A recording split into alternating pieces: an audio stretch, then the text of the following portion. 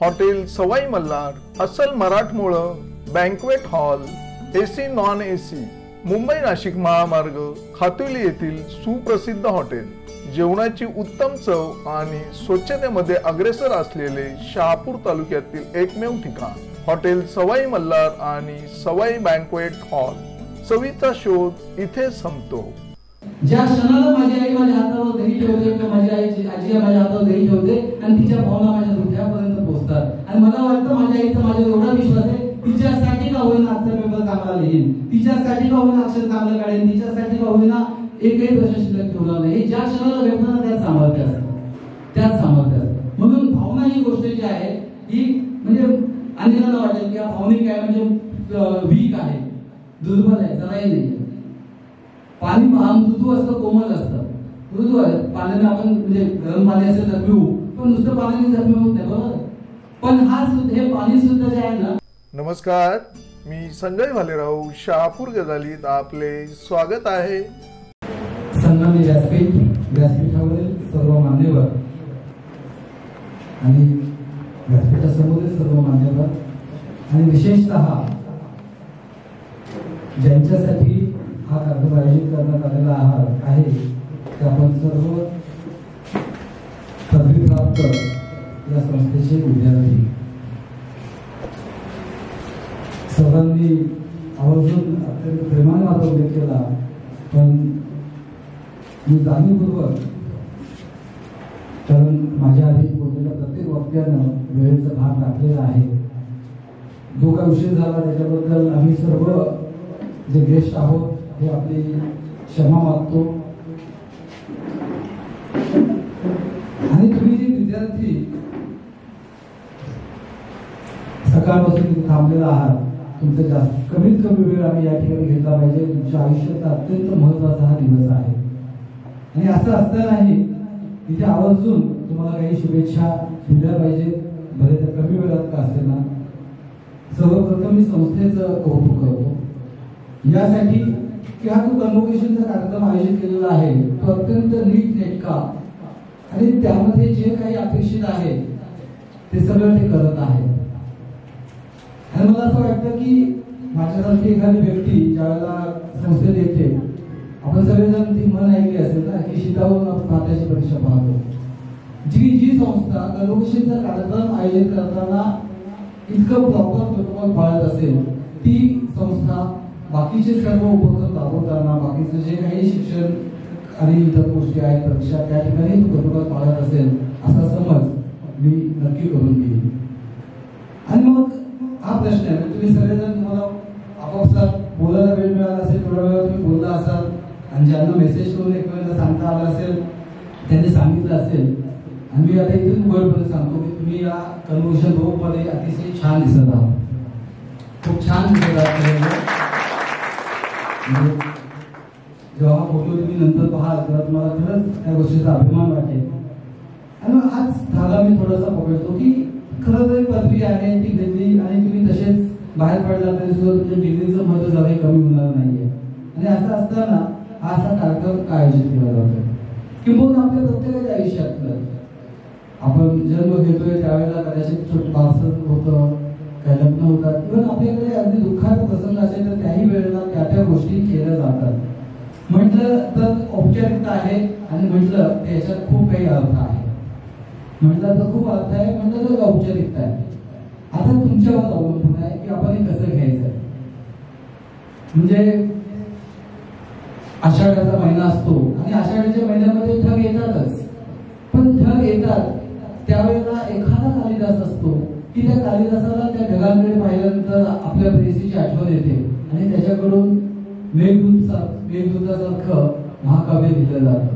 घटना तीच असते पण त्या घटनेप्रती आपली प्रतिक्रिया काय आहे, आपण कशा पद्धतीने ही गोष्ट की तुम्ही कन्व्होकेशन आलेला आहात आणि कन्व्होकेशन घेऊन तुम्ही जाल ते बोलणेपणाने तुम्ही जाऊ शकता।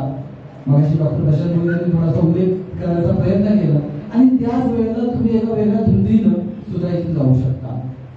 कारण आज या ठिकाणी फक्त पदवी मिळाली आहे, पदवी मिळाल्यानंतर तुमच्या पुढची जी काही परीक्षा आहे ती संपलेली नाही किंवा सुरू झालेली आहे।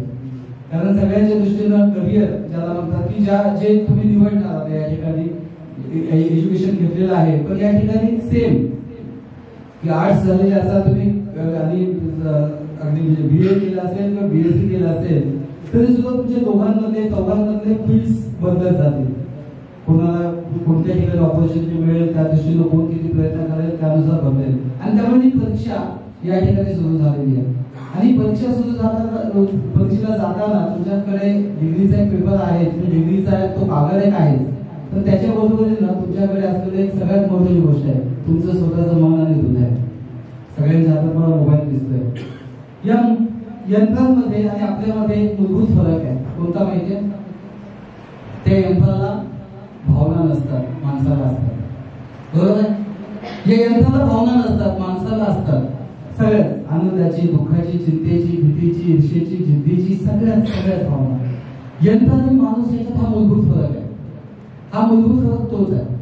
आणि त्याच्यामुळे तुम्ही दीक्षांत समारोहाच्या वेळेला तुम्हाला घाबरवायची इच्छा नाहीये, पण तुम्हाला माहिती आहे की जे काही आता तुमच्या समोर जी स्पर्धा आहे कशी असणार आहे. कारण कवीनं खूप छान शब्दात वर्णन केलंय की आफ्रिकेच्या एका घनदाट अरण्यात एक सिंह झोपेत नृत्य तेव्हा, आफ्रिकेच्या एका घनदाट अरण्यात एक हरिण झोपेत नृत्य तेव्हा, आफ्रिकेच्या एका घनदाट अरण्यात एक हरिण झोपेत नृत्य तेव्हा त्याला माहित असतं की अत्यंत वेगाने पळणाऱ्या सिंहापेक्षा मला वेगाने पळावं लागेल. आफ्रिकेच्या एका घनदाट अरण्यात एक हरिण झोपेत नृत्य तेव्हा त्याला माहित असतं की अत्यंत वेगाने पळणाऱ्या सिंहापेक्षा मला वेगाने पळावं लागेल, अन्यथा मला शिकार व्हावं लागेल, आणि त्याच आफ्रिकेच्या घनदाट अरण्यात एक सिंह झोपून उठतो तेव्हा त्यालाही माहित असतं, त्याच आफ्रिकेच्या घनदाट अरण्यात एक सिंह झोपून उठतो तेव्हा त्यालाही माहित असतं की जीवाच्या आकांताने पळणाऱ्या हरिणापेक्षाही मला वेगाने पळावं लागेल, अन्यथा मला उपाशी मारावं लागेल.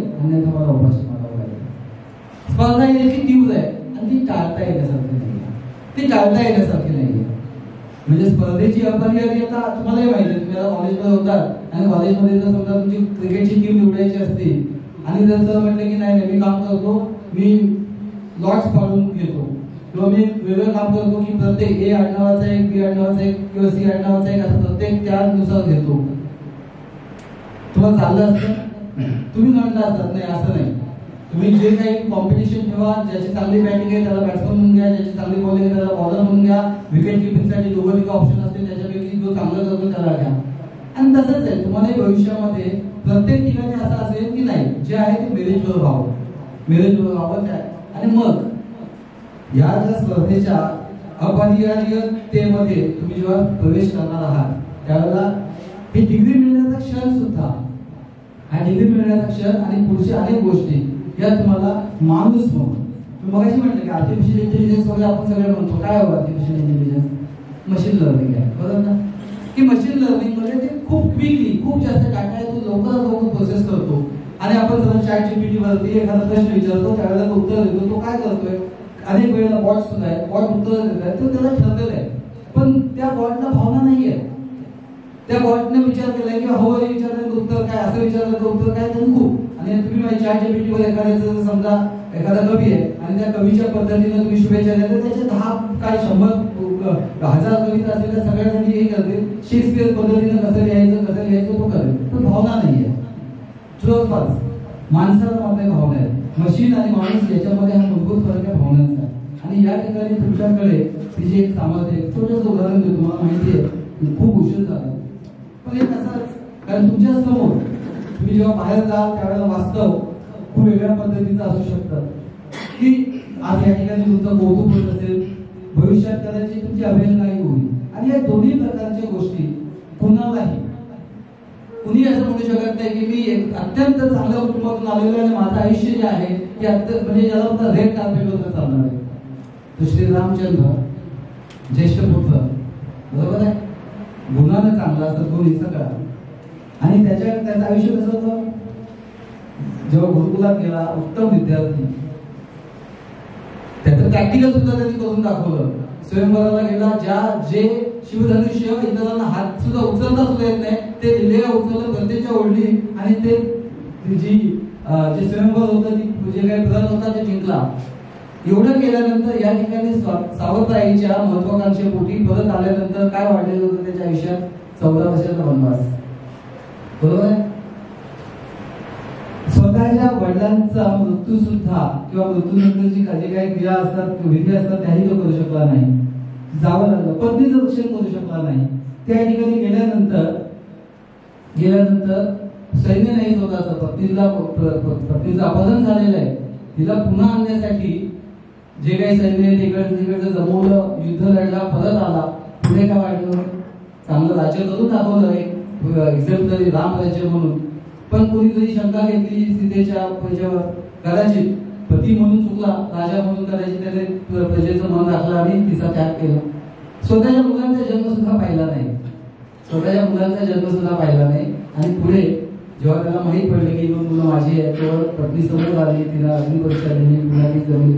सांगायचा मुद्दा इतका साधा सोपा आहे की आयुष्य जे आहे त्या आयुष्यामध्ये खास कळगे वगैरे सगळे अगदी जे श्रीरामाला चुकलं तुमच्या माझ्या ह्याच्यामध्ये सुद्धा संघर्ष तुम्हाला आम्हाला सुद्धा चुकणार नाही. पण या संघर्षामध्ये पण कधी आलेला सुद्धा कुणीच असं म्हणू शकत नाही की मला सगळेजण माझं कौतुक करणार आहे. कुणी ना कुणी टीका करणारा भेटेल, कुणीतरी पाय खेचणारा भेटेल, कुणीतरी चेष्टा मस्करी करणारा भेटेल, कुणी वाईट चिंतणारा भेटेल.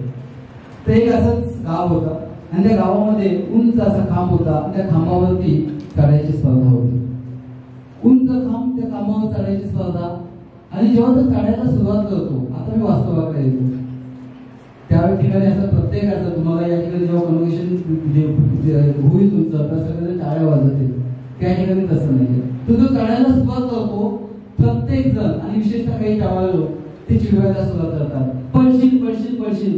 आणि एक दोन जेव्हा असं काय व्हायला लागतं ना तेव्हा त्याला म्हणतो एक संसर्गजन्य अशी गोष्ट आहे ती की सगळेजण चिडवायला लागतात, अरे पळशील पळशील पळशील. जो चढत असतो त्याची हिंमत खचते आणि तो खाली पडतो. बराच वेळ कोणी येते, अजून एक प्रयत्न करतो, तोही चढायला सुरुवात करतो, पुन्हा पळशील पळशील पळशील असे आवाज. आणि पळशील पळशील ते सगळे आवाज ऐकल्यानंतर पुन्हा त्याची हिंमत खचते. दुसरा चढत असतो, तोही पडतो, पुन्हा लोक हसायला लागतात. जेव्हा लोक हसायला लागतात तेव्हा कोणाचीच हिंमत होत नाही. बराच वेळानंतर एक महिला पुढे येते, मी माझ्या मुलाला संधी द्या. प्रत्येकाला संधी मिळेल, त्यालाही चढू दे. तो चढायला सुरुवात करतो. चढायला लागल्यानंतर पुन्हा लोक चिडवायला लागतात की पळशील पळशील पळशील. आणि ते सगळे आवाज म्हणजे त्याच्यात जे काही चालू असतात पण तो मात्र चढतच असतो. तो चढत जातो. उंच खांब असतो, सोसायटीचा वारा वाहत असतो, एकदम निमुळताचा खांब असतो. आणि सगळे घाबरतात. जे सुरुवातीला शिकवणारे असतात ते खरंच घाबरून मानतात, अरे खरंच पडशील, डोकं फुटेल, पाय तुटेल, खाली ये तू, नको वर जाऊस. चिंतेने त्याला चेकला तो परत चढत जातो, वर जातो. जो काही मानाचा ध्वज असतो तो तिथे निवड होतो आणि खाली येतो. खाली आल्यानंतर पाहुण्यांच्या शेतात बक्षीस दिलं जातं. आणि बक्षीस देताना पाहुणे विचारतात की अरे प्रत्येक जण पळशील पळशील असा आवाज ऐकल्यानंतर त्याची हिंमत खचायची, तो खाली पडायचा, तू कसा पडला नाहीस? त्याला काहीच उत्तर दिलं नाही. तेवढ्यात ती महिला पुढे आली, म्हणाली माफ करा साहेब, त्याला ऐकू येत नाही, तो कानानं बाहेर आहे. आणि ही गोष्ट मी कोणाच्या व्यंगावरती हसण्यासाठी सांगितली नाही, पण तुम्हाला सांगतोय की ज्या वेळेला पळशील म्हणणारे आवाज ऐकू येतात ना तेव्हा आपल्याला सुद्धा कानानं बाहेर व्हावं असं वाटतं. आपण जेव्हा पडतो, अपयशी होतो, त्यावेळेला आपल्याला कोणी हसतं, त्यावेळेला आपल्याला सुद्धा डोळे मिटून ठेवायचे वाटतात, आंधळा व्हावं असं वाटतं. फक्त एक ठरवायचं की पळशील असा आवाज ऐकल्यानंतर किंवा तो आवाज ऐकू येऊ नये म्हणून कानानं बाहेर व्हायचं की त्यातला एखादा आवाज माझ्या आईचा असेल, माझ्या बहिणीचा असेल, जो म्हणत असेल की तू चढू शकशील, तो ऐकण्यासाठी हृदयाची वेळोवेळी काम आपण करायचं. आपण पडल्यानंतर कोणी हसतं आपल्याला म्हणून डोळे मिटून घ्यायचे, डोळ्याने आंधळ व्हायचं की त्यातल्या माझ्या आईच्या, माझ्या वडिलांच्या डोळ्यामधला माझ्याबद्दलचा विश्वास, प्रेम पाहण्यासाठी हृदयाचे डोळे उघडे ठेवायचे आपण ठरवायचं असतं. आणि ही सगळी संपत्ती आपल्याकडे आहे. ही सगळी संपत्ती आपल्यापैकी अनेक जण ग्रामीण भागातील असतील, अत्यंत प्रतिकूल परिस्थितीत असतील. लेट मी टेल यू ही गोष्ट कदाचित तुमची स्ट्रेंथ आहे. ही स्ट्रेंथ आहे. मी याच्यावर जास्त विवेचन करू इच्छित नाही, खूप वेळ झालाय. पण एक पुन्हा सांगतो, युनिफॉर्म मधला माणूस आहे, तुम्ही म्हणाल काय सर भावनिकता म्हणतात? ही भावनिकता नाहीये, याला संवेदनशीलता म्हणतात. जी वेदना हृदयाची तार छेडते ती वेदना म्हणजे संवेदना. जी वेदना सकारात्मकतेकडे घेऊन जाते ती वेदना म्हणजे संवेदना. जी वेदना व्याकुळ करते पण व्याकुळतेतून वाचण्याच्या विषयात क्षितिजाकडे घेऊन जाते ती वेदना म्हणजे संवेदना. आणि ही संवेदना कृपा करून कधीही कमी होऊ देऊ नका, कधीही कमी होऊ देऊ नका. खूप आता म्हणजे मी जेव्हा आम्ही ते सांगत होतो प्रत्येकाला काही ना काही सांगायचं आहे, प्रत्येकाला. आणि बरोबर आहे, प्रत्येकाने आयुष्यात खूप काही पाहिलेलं आहे, काही केलंय, प्रत्येकाचा संघर्ष असतो. आणि मग कदाचित तुम्ही कन्व्हेन्शन लहानपणी आमच्या एक सिरियल होती, ते सिरियल नायक नावाची सिरियल होती. छोटासा एक मुलगा होता आणि त्याच्या आयुष्यात आहे, आणि त्याचं हे खूप छान होतं, शीर्षक गीत खूप छान होतं की कसं वागायचं, कसं बोलायचं, कोणी सांगेल का मला. आणि लिटरली कधी असं होतं की आपल्याला सुद्धा तुम्हाला प्रश्न पडेल की कसं वागायचं. जर मी थोडा कॉन्फिडन्स झालो तर लोक म्हणतात की अहंकारी आहे, आणि विनम्र झालो तर म्हणतात काय कॉन्फिडन्सच नाहीये. बरोबर की चूक? आणि हे जे थोडस यातलं मधलं जे काही तत्व आहे ना, ते जेव्हा तुम्हाला समजेल, समजा स्टेज आहे, या स्टेजवरती कोणीतरी नाचताय खूप छान एकदम, आणि त्या स्टेजवरती नाचताना पूर्ण बेभान होऊन नाचताय. बेभान होऊन नाचले का नाच थोडासा पाणी करून चाय होणार. बरोबर आहे ना? बेभान होऊन नाचलं नाही, जी स्टेप आहे त्या स्टेपवरती जे काही बेभान होऊन नाचलं नाही, पाणी कमचा कुठेतरी कमतरता राहणार नाही, पूर्ण दिलं नाही. आणि त्याच वेळेला जर स्टेजचं बंधन पाळलं नाही, त्या बेभान नाचण्याच्या ओघामध्ये स्टेजवर गेले तर लोक हसणार आहेत.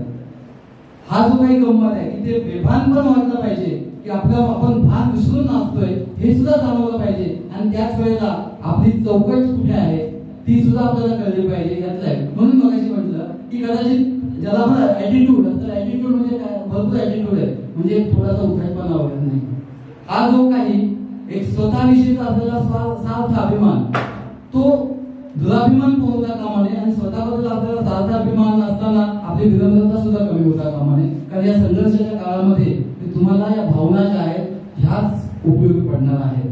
ही भावनिकता, कारण तुमच्या प्रत्येकाकडे डॉक्टर प्रशांत भोईर यांनी सांगितलं की देणाऱ्याने देत जावेमध्ये की आपल्याला देणाऱ्याचे हात घ्यावे, पण त्याच्या आधीच्या वेळी खूप छान आहे. कुठून मिळतं? आपल्या आजूबाजूला आपली आई असेल, आपली आजी असेल, परीक्षेला जाताना तुम्ही आला असाल की उद्या परीक्षेला इंटरव्ह्यूला जा, तुमची आई हातावरती दही ठेवेल. पण प्रत्येक ठिकाणी परीक्षा असेल, एखादी पद्धत असेल, कोणीतरी शिर्डीचा एखादा उडी आणलेली असेल, न चुकता तुम्हाला इंटरव्ह्यूला जाताना उडी लावेल कुठेतरी. मला सांगा, जर समजा दही खाल्ल्यानं किंवा उडी लावल्यानं जर समजा तुमचा पेपर सोपा जाणार असता, इंटरव्ह्यू सोपा जाणार असता, तर परीक्षा केंद्राच्या बाहेर आपण दह्याचे स्टॉल लावले असते.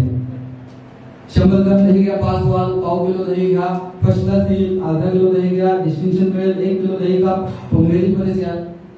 दह्यामध्ये सामर्थ्य आहे का? सामर्थ्य दह्यामध्ये नाहीये. कशात आहे? ज्या क्षणाला माझी आई माझ्या हातावर दही ठेवते किंवा माझी आजी माझ्या हातावर दही ठेवते आणि तिच्या भावना माझ्या हृदयापर्यंत पोहोचतात. आणि मला वाटतं माझ्या आईचा माझ्यावर एवढा विश्वास आहे, तिच्यासाठी का होईना आजचा पेपर चांगला लिहीन, तिच्यासाठी का होईना अक्षर चांगलं काढेन, तिच्यासाठी का होईना एकही प्रश्न शिल्लक ठेवला नाही. हे ज्या क्षणाला भेटणार त्यात सामर्थ्य असतं, त्यात सामर्थ्य असतं. म्हणून भावना ही गोष्ट जी आहे ही म्हणजे अनेकांना वाटेल की भावनिक आहे म्हणजे वीक आहे, दुर्बल आहे, जराही नाही. पाणी मृदू असतं, कोमल असतं, मृदू आहे. पाण्याने आपण म्हणजे गरम पाणी असेल तर पिऊ, पण नुसतं पाण्याने जर होत नाही. बरोबर? पण हे पाणी सुद्धा जे आहे ना, जेव्हा त्याचा चांगला स्रोत असतो, जेव्हा त्याचा ओघ तयार होतो, जेव्हा त्याचा प्रवाह तयार होतो, तेव्हा त्या पाण्यामध्ये सामर्थ्य असतं की ते दगडालाही भेटू शकतं. त्या पाण्यामध्ये सामर्थ्य असतं की ते वीजही निर्माण करू शकतं. बरोबर आहे? आणि त्याच्यामुळे भावनांना फक्त आम्ही कशा पद्धतीनं, आणि म्हणून मी डॉक्टर प्रशांत भोईर म्हणून मी सांगितलं तेच सांगतोय. आपल्या आजूबाजूला मला तुमच्या बाजूला बघताना इथं छानसा तो डोंगर दिसला की काय म्हटलं त्याने, हिरव्या पिवळ्या माडावरून हिरवी पिवळी शाल घ्यावी, सह्याद्रीच्या कड्यावरून छातीसाठी ढाल घ्यावी. माझ्या मालकीचा असायची गरज नाही ना.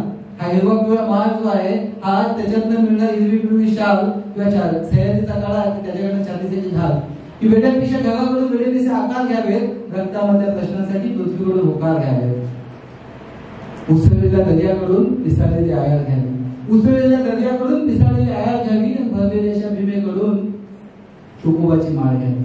आपल्या आजूबाजूला हे सगळं, कुठे लांब जायला लागणार नाही, कुठल्याही ठिकाणी कुठल्या मॉलमध्ये जाऊन ही गोष्टी विकत घ्यायची गरज नाहीये. आपल्या आजूबाजूला आहे. फक्त आम्ही सजग, तुमचाच अनेकांच्या हातात मला मोबाईल दिसला. हा मोबाईल आता सध्या किती म्हणजे सामर्थ्यशाली बघा. कुठून तरी येणारे तरंग या ठिकाणी तो पकडू शकतो, इथून जाणारे तरंग इथे साता समुद्रा पार पाठवू शकतो. कुठलाही व्हिडिओ या ठिकाणी येतोय, इथला व्हिडिओ तिथे जातोय. खूप सामर्थ्य याच्यामध्ये. पण 3 वेळेला हा मोबाईल जो आहे 3 वेळेला हा मोबाईल काहीच उपयोगाचा नाहीये. कोणत्या ते 3 वेळा आहेत? एक, मोबाईल मध्ये बॅटरीच नाहीये, म्हणजे बॅटरी डिस्चार्ज असेल. दुसरी वेळ, जेव्हा त्याच्यात सिम कार्डच नाहीये, वायफाय कोणी म्हणजे वायफायने चालेल पण समजा की सिम कार्डच नाहीये की हेच नाहीये. तिसरं, जेव्हा ते नेटवर्क मध्येच नाहीये. बरोबर आहे. 3 वेळेला ही बॅटरी त्याची डिस्चार्ज झालेली आहे, दुसरी गोष्ट त्याच्यात प्रॉपर सिम कार्ड नाहीये, आणि तिसरी गोष्ट की ते आहे सिम कार्ड पण ते नेटवर्क मध्ये नाहीये. आणि थोडासा तुमचा मोठा भाऊ म्हणून समजा, पण एक गोष्ट लक्षात ठेवायची आहे की या मशीनला तरी मी काही झालं तर मी अडॅप्टर लावून चार्ज करू शकतो. स्वतःला चार्ज ठेवणं ही खूप मोठी गोष्ट आहे. आणि ती सतत चांगल्या चांगल्या गोष्टींच्या, जसं मी मगाशी म्हटलं की भावनिकता सकारात्मकतेनं ती याच्यामध्ये, कारण स्पर्धा कधीच संपणार नाहीये आणि या स्पर्धेमध्ये प्रतिकूलता सुद्धा येणार आहे, येऊ शकते. वो पथिक या पथिक जिस पथ में विक्रेशूल ना हो, नाविकी धैर्य कुशलता क्या जब धारा प्रतिकूल ना हो. या सगळ्यामध्ये आपल्याला स्वतःला चार्ज ठेवणं, स्वतःला मध्ये प्रॉपर सिम कार्ड मध्ये ते प्रॉपर आपण तपासलं पाहिजे की बरोबर माझं सिम कार्ड माझ्यामध्ये आहे, माझ्या SIM card in the sense ती सजगता ती व्यवस्थित आहे का, आणि ते प्रॉपर नेटवर्क मध्ये आहे. मला असं वाटतं तुम्हाला तुमच्या भविष्याकरता मी खूप शुभेच्छा देतो. आणि या शुभेच्छा देताना आवर्जून मी या भावनिकतेचा उल्लेख केला, पण डॉक्टर प्रशांत भोईर यांनी एक थोडासा लिगॅलिटीचा मी त्याला थोडं एक सांगतो की आमच्या याच्याबद्दल सांगितलं गेलं. एक साधा सोपा तुम्हाला मी प्रश्न विचारतो. स्वतः कमवलं, शेतकऱ्यांनी स्वतः पिकवलं, एखाद्यानं काहीतरी कष्ट केले, त्याच्यातनं काही त्या कष्टाची जी काही मजुरी मिळाली ती त्याच्यातनं जेवण बनवलं किंवा खाल्लं, विकत घेतलं आणि ते खाल्लं, ही प्रकृती आहे. बरोबर की? समजा दुसऱ्याच्या ताटात ओरबाडून खाल्लं, चोरून खाल्लं, फसवून खाल्लं, भीक मागून खाल्लं, चुकीच्या गोष्टीचा मोबदला म्हणून खाल्लं, ही काय आहे? विकृती आहे. आणि स्वतःच्या ताटात जे मला मिळालंय ते कोणामुळे ते मिळालंय याच्याकरता त्याचे आभार मानत, प्लस ज्याच्याकडे नाही त्याच्यासोबत शेअर करत. आजही आपल्याकडे गावखेड्यामध्ये पद्धत असते, जेवत असलो की या जेवायला म्हणतो, ती संस्कृती आहे. आपला प्रवास हा प्रकृतीकडनं संस्कृतीकडे आहे. आणि डॉक्टर प्रशांत भोईर हा त्या जाणीवपूर्वक थोडीशी मधल्या विकृतीचा आहे. मी आवर्जून तुम्हाला सांगतो की प्रलोभनं अनेक येतील, पण प्रलोभनं आल्यानंतर इथे तुमच्यापैकी किती जणांनी थेट प्रश्न विचारतो. मी आमच्या पोलीसमध्ये याच्यामध्ये विचारतो, इथेही प्रशासनात आलेले सगळेच लोक काही म्हणजे नॉन करप्ट आहेत अशातला भाग नाहीये, खूप करप्शन आहे. पण माझ्यासारखा एक जण ज्यावेळेला ते करप्शन थांबवावं यासाठी प्रयत्न करतो, कंटिन्युअसली माझ्या 20-21 वर्षाची सर्व्हिस झाली आहे, आणि त्या ठिकाणी माझा थेट प्रश्न असतो की तुम्ही ज्या वेळेला परीक्षा दिली त्यावेळेला दुसऱ्या कोणाचं जरी वशिलेबाजीने झालं असतं, पेपर फुटून झालं असतं, तुम्हाला चाललं असतं का? नाही. मग तुम्ही इथे आलात, तुमची जबाबदारी आहे की तुम्ही इथे, बरोबर आहे. तुम्हाला 5 पैसे न देता नोकरी मिळाली असेल तर तुमची जबाबदारी आहे की नोकरीमध्ये चुकीच्या मार्गाने पैसे कमवायचे नाही. आणि ही जी गोष्ट याला मी साधन शुचिता म्हणतो. साधनांच्या स्वच्छतेचा आग्रह म्हणजे साधन शुचिता. योग्य त्या मार्गानं, मगाशी प्रकृती सांगितली, आपण कमवावं ते खावं ही प्रकृती आहे.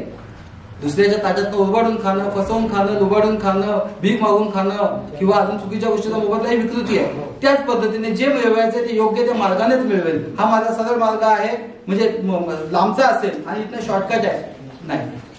ही जी गोष्ट आहे ही गोष्ट आपल्याला अधिकची ऊर्जा देते. आपण जी मूल्य जोपासत असतो ती मूल्य आपल्याला एक अधिक ऊर्जा देतात. आणि म्हणून मूल्य जे आहेत, मूल्यांचं मोल अनमोल आहे. ज्यांना कोणाला इथे ही साधी गोष्ट स्वतःला प्रश्न विचारला, खरी गोष्ट आहे. कधी कधी प्रतिकूलता, तर मी तुम्हाला श्रीरामाची गोष्ट सांगितली की श्रीरामाच्या आयुष्यात किती प्रतिकूलता होती. छत्रपती शिवाजींच्या आयुष्याबद्दल किती सांगू शकतो. स्वतःचा मुलगा संभाजी त्यांना सोडून 1 वर्ष शत्रूला जाऊन मिळाला होता.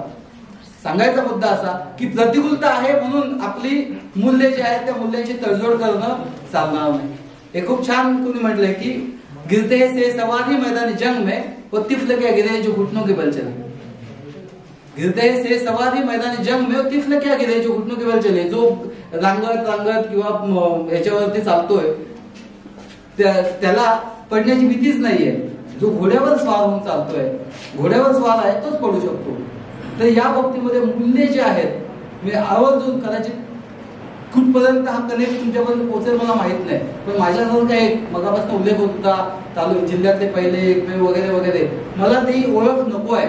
मला त्यापेक्षा ही ओळख हवी आहे की एक माणूस प्रामाणिकपणे कष्ट करून तो एंटर होऊ शकतो. ते करत असताना मी आवर्जून माझे 4 जिल्ह्यांची ओळख सांगितली गेली. मी गोंदियाचा एसपी होतो, सिंधुदुर्गचा एसपी होतो, बुलढाण्याचा एसपी होतो, सांगलीचा एसपी होतो. किंवा मी टीसीपी झोन 1 मला सांगितलं की मी 4 वर्ष त्या ठिकाणी होतो. ऍडिशनल सीपी सांगितलं मी मध्य प्रादेशिक विभागाचा आणि सीआयडीचा ऍडिशनल सीपी होतो किंवा पुण्याचा जॉईंट सीपी होतो.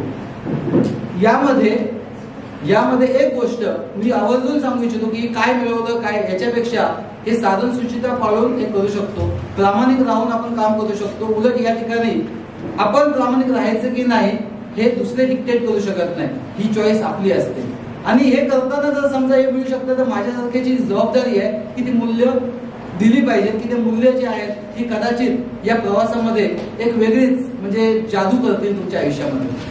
आणि मूल्यांची एक लहानशी मेणबत्ती असते, आनंदाने डोलत असते. त्या मेणबत्तीला कोणी हसतं चिडवतं, एवढीशी ती मेणबत्ती आहे, एवढीचा तुझा प्रकाश आहे, आणि किती तोरा मिळतो ते स्वतःच्या प्रकाशाचा. ती मेणबत्ती काय उत्तर देते माहिती आहे? ती मेणबत्ती सांगते की मला माहिती आहे मी एक लहानशी मेणबत्ती आहे, मैं जानती हूँ मैं एक छोटी सी शमा हूँ और मेरा उजाला पूरी दुनिया का अंधेरा नहीं मिटा सकता. मला माहिती आहे मी लहानशी मेणबत्ती आहे आणि माझ्यातला प्रकाश जगातला सगळा अंधार नाहीसा नाही करू शकत. पण मला हेही माहिती आहे की जगातला सगळा अंधार जरी एकत्र आला ते माझ्यातल्या प्रकाशाला नाही मिटवू शकत. जगातला सगळा अंधार जरी एकत्र आला ते माझ्यातल्या प्रकाशाला मी नाही मिटवू शकत, माझ्यातल्या प्रकाशाला नाही मिटवू शकत.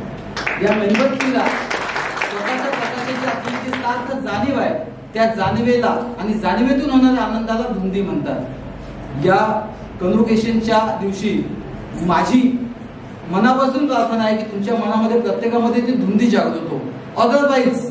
अदरवाईज श्वास घेतो म्हणून माणूस नाहीये, बरोबर आहे.